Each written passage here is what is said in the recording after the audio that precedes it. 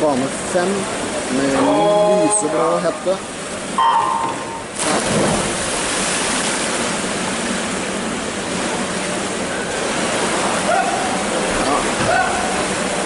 Synne er veldig bra med i starten. Synne er inne der på 37-3.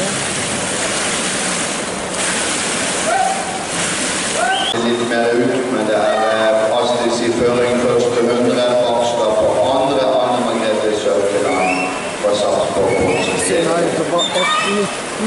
Den er Synne opp til 150 meter. Der, 2.02. Det var bra, og bane 5, Sunne Lauritsen fra Halden var bra. Og er det Halden-jenten som tar hitseieren? Eller er det Astis?